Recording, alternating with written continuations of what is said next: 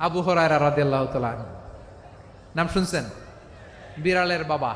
কি করতেন? খালি হাদিস মুখস্থ করতেন। উনি বলতেন, আলজামু রাসূলুল্লাহ আলা মিল ইবাতনি, আমার শুধু পেটের ক্ষুধার বন্দোবস্ত হইলে আমি নবীর সঙ্গ ছাড়তাম না। আমার আনসার সাহাবারা ক্ষেত খামারের কাজ করত, আমার মুহাজির সাহাবারা ব্যবসা করত, আর আমি নবীর সাথে সাথে থাকতাম। শুধু সকাল বিকাল দুই বেলা যদি আমার খাবারের বন্দোবস্ত হয়, আমি আর নবীর লক ছাড়ি না। সুবহানাল্লাহ কইবেন না? 5374টা হাদিস তিনি বর্ণনা করেছেন। সবচেয়ে বেশি হাদিস বর্ণনাকারী সাহাবী। হাদিস প্রিজার্ভেশনের কাজে বিশ্বনবী ওনাকে কাজে লাগিয়েছেন।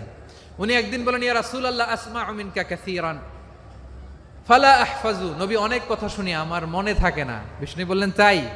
উবসুত রিদাক, তোমার চাদরটা বিছাও। আবু হুরায়রা বিছালেন, বিশ্বনবী হাত বুলায় দিলেন, এরপরে অনেক হাদিস বর্ণনা করলেন।